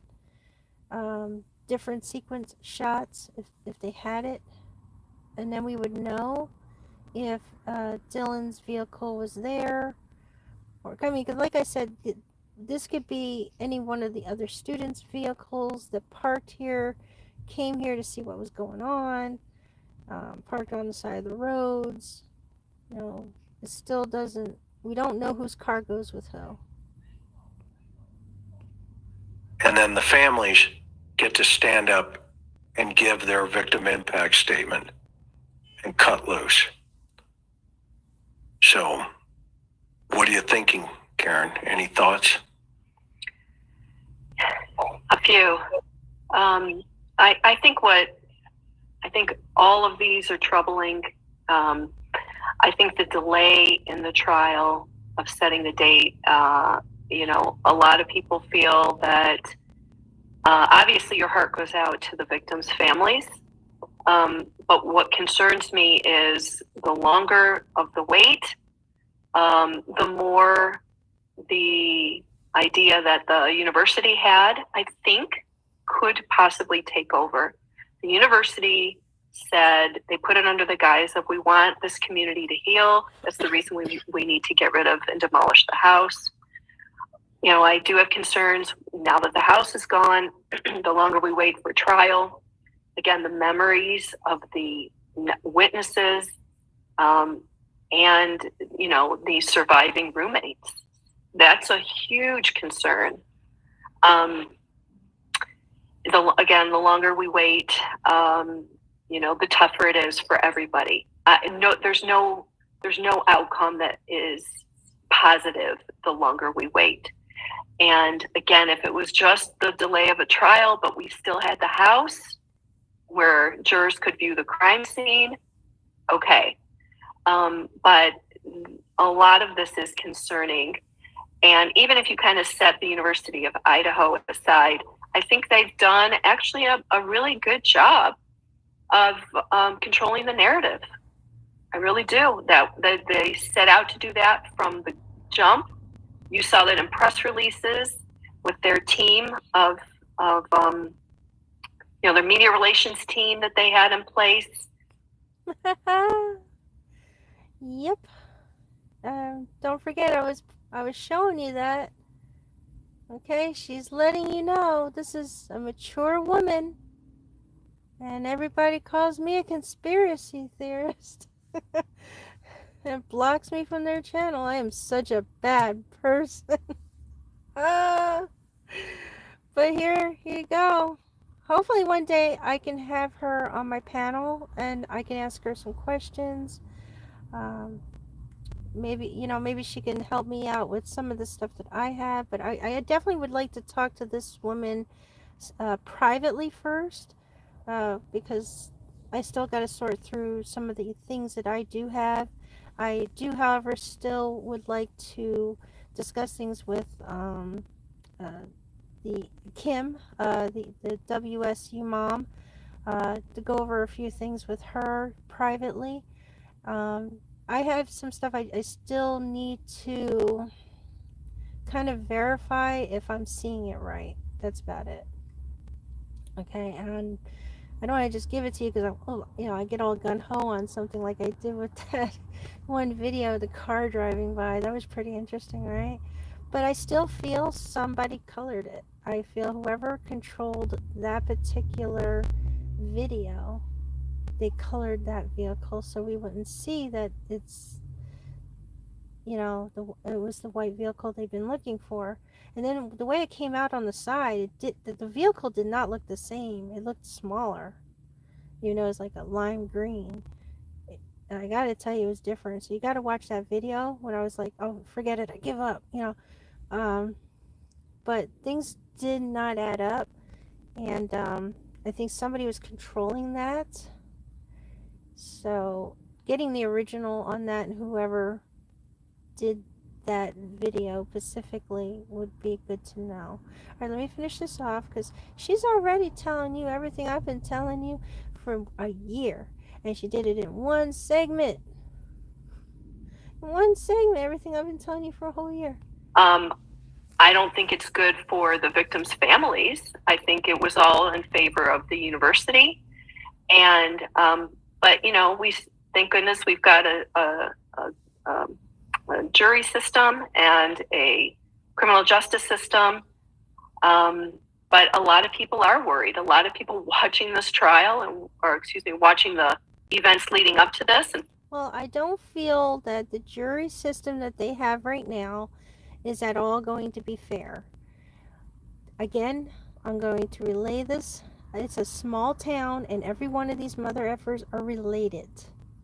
Okay, so if they're choosing individuals from within that area to be his jury, he's not going to have a fair jury. It's not going to happen.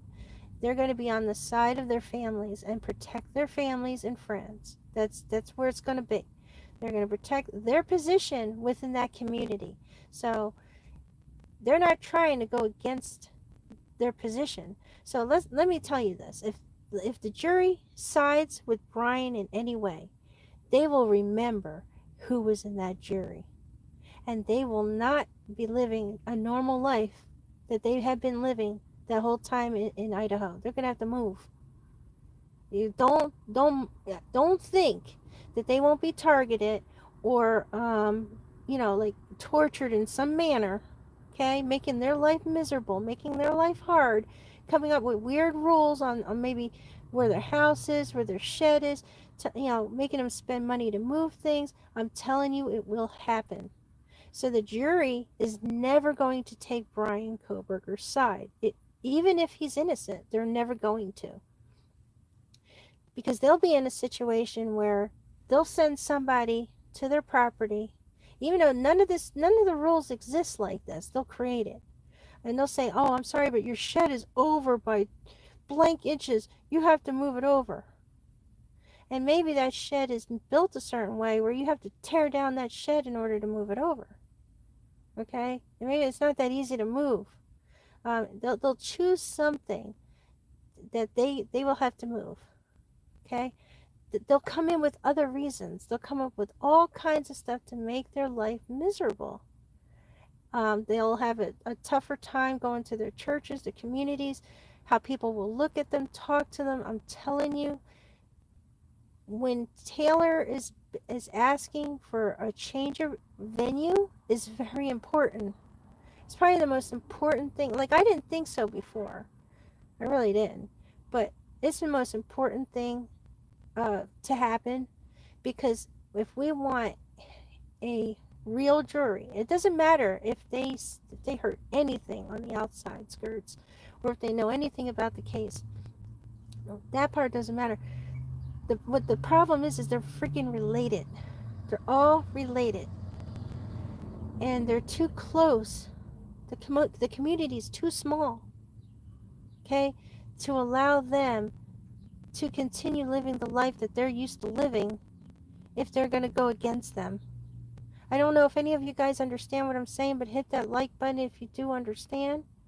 But a change of venue is so important, because the only reason why they got that grand jury, the indictment, the way they did, is because they have no choice but to give it to them.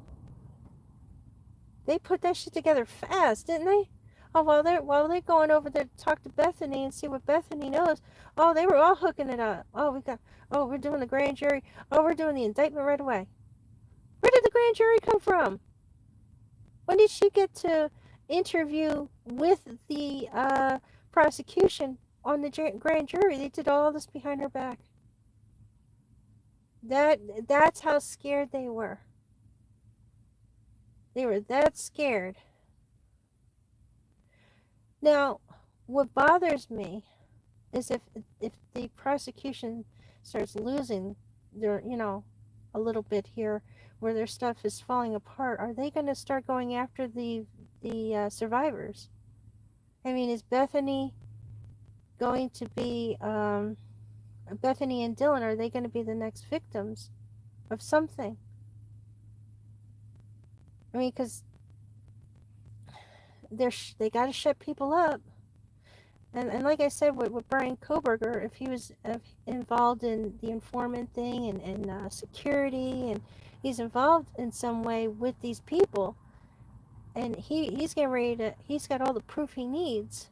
Well, what is the best way to shut him up without even having to really lay your hands on him? You just set him up. Let the state kill him.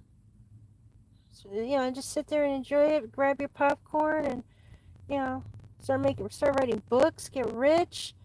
Start saying, opening up foundations over the whole damn thing.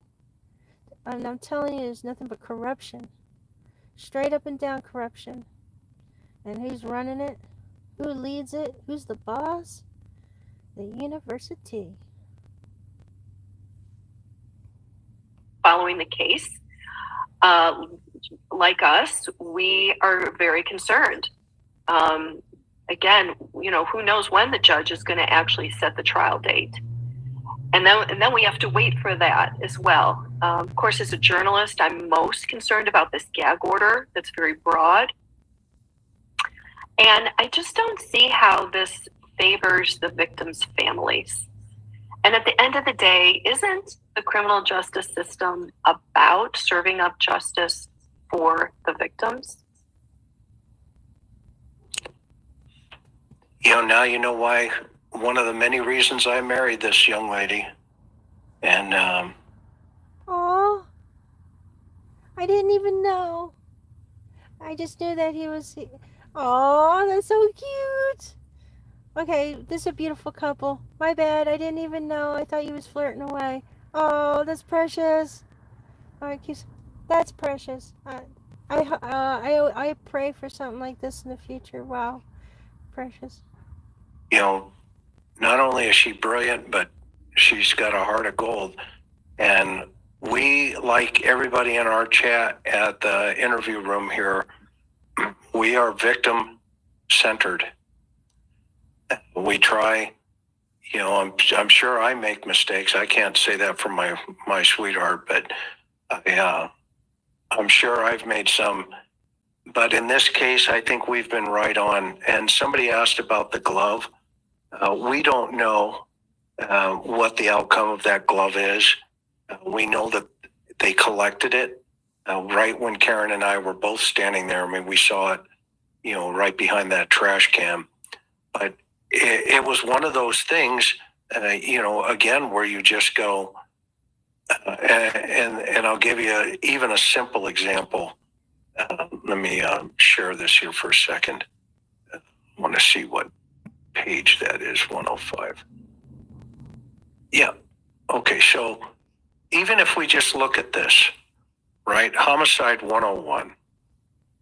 Okay. All of those cars sitting there with the police car guarding it, those things should have been out of there within 48 to 24 hours, 48 hours. They should have been impounded. They should have been in a secured location to where nobody could have access to them. Okay. But in this particular case, they're working inside that house and those cars are still out there. Right? They should have been photographed, measured, as we call it, bagged and tagged, and put away somewhere. And then later you can come back, the CSIs can come back, and they can work those cars. Nobody knows if Brian Kohberger could have touched any of those cars. Nobody knows that. And I know it's a hypothetical, but it's also a possibility. And possibilities potentially could turn into probabilities. I mean, that's true. I mean, sometimes we're walking past a vehicle, we'll touch it, rub up against it by accident, or bump into it. I mean, that makes a lot of sense. I was kind of surprised that the cars were there for quite some time, but I didn't know they should have already been out. Plus, I don't think that they were equipped at the time on where to put them or type of warehouse to put them in. I don't believe that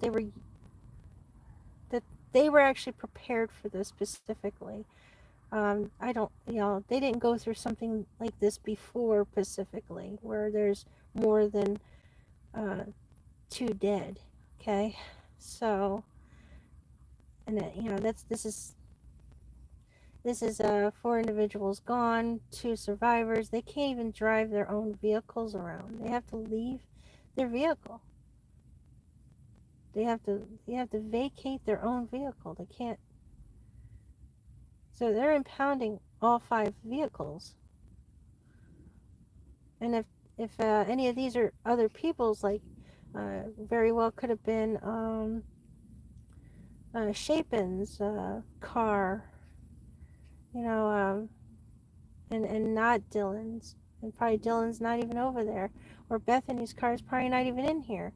It could probably be 2 other individuals, but because they parked here, they're not allowed to move it. because they were at the murder scene before authorities. They're not allowed to go. They're not allowed to touch it. So.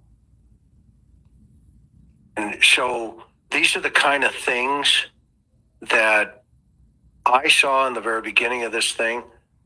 You know, walking out of the house and giving back all of the property, you know, that belonged, you know, to the victims, you know, etc.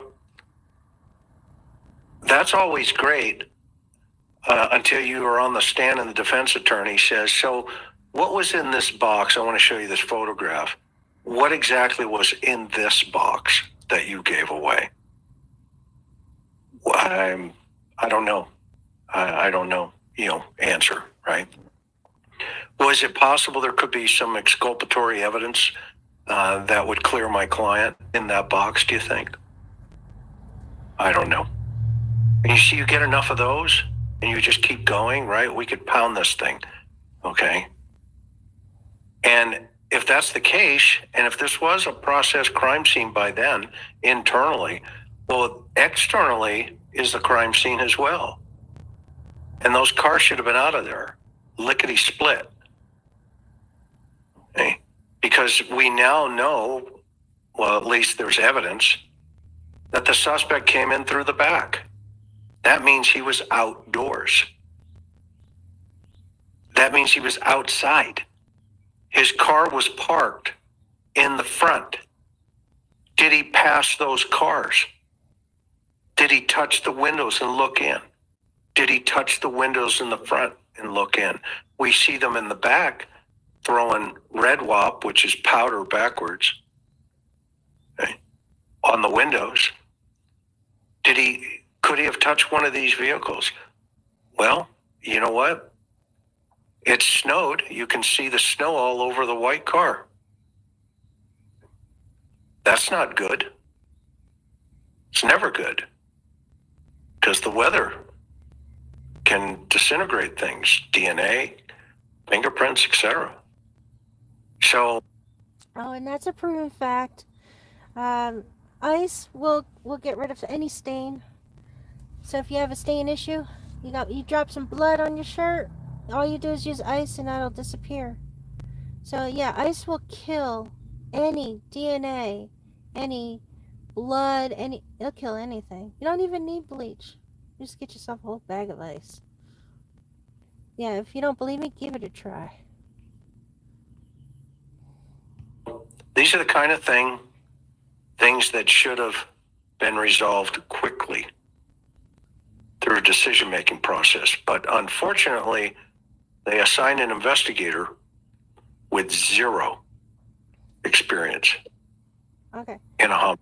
Real quick though, if you don't believe me about the ice, what I want you to do is you get yourself a piece of steak, right? It's got some blood on it, some good blood, right? Put it on a white t-shirt. Let it sit for a few minutes, okay? Then I want you to get a thing of ice, it doesn't matter if it's just one cube. You start rubbing it on there and watch it disappear. Do a video. Okay, and watch it disappear. Now, the more blood you have, the more ice you'll need. Small amount, you only need 1 cube. Okay, large amount, you'll need maybe 2, maybe 3. But ice will take out blood out of anything. You learn that as a woman, so sometimes accidents happen, and we really don't want to get rid of our favorite panties. So, boom, you rub that ice on, and panties are back to normal, almost as if they're brand spanking new. Aside. He's a great warrior for our country in the Army. He had zero homicide experience. And he was on the job for what, 3 years, perhaps? 2 to 3 Something years. like that. Maybe less than 3 years. Right. And so I want to be optimistic and say, okay, I can't wait to see all of the evidence that's going to come down. But, they didn't put me on a major caper like this when I first started the game. when I was first transferred into homicide in 1990, they didn't say, hey, by the way, we got a major caper over here. You're the guy. No, didn't happen. So with that, sweetheart, any closing thoughts? And we're going to go to Hawaii. Do we want to take a few questions if there are any? Oh, sure. Sure. Let me see if there's any up here. Okay. You guys have I saw a couple. Oh, I just saw by these in two. chat. I apologize, Asimi. Thank you so much. Thank you, Asimi, You guys. Pointer Lover, are and easy. Wicked Wild and Wise. This is a beautiful couple. Wow. I'm glad to meet his wife here. I've never seen her before, but a very smart woman. I think they're a perfect couple. Can I come in your? Yeah, exactly right. I was at work. Exactly. Had a great time tonight. Thanks, Karen, for digging deep. Yes, she does. I mean, she absolutely does. Patty. Well, you know what story I love to have? I know you don't like to tell it, but tell the story. This is how tenacious this girl is. Tell them when you had the Hell Bob, the Heaven's Gate situation. When everybody remember Heaven's Gate? Apple, what was his name? Applewhite or something like that? Marshall White. Marshall White. And goes back to, I think, 1996. And this is when he was a cult leader. They had 30, 40 of them perhaps in a Right. So, again, she moved past the Brian Koberger and Idaho talk. So, I will leave a link, the original link, so you guys can go straight there and listen to the rest. Now, I overly used the materials in which they had, but every single thing that they were talking about was extremely important. It is what I've been stressing in every single video I've ever made. Even though I was coming up with other ideas and other theories, because that is what this channel is supposed to be, I still never jumped off of this boat. I never moved away from the fact that the university is a part of this whole thing. But unfortunately, now that the house is down, somebody's got to investigate the land before they do something with it. Alright? Really, you've really got to. And then investigate also the landscape. I think when they recorded it, like before they built the house on top of that land, what was going on? Why did they have to build the house the way they did?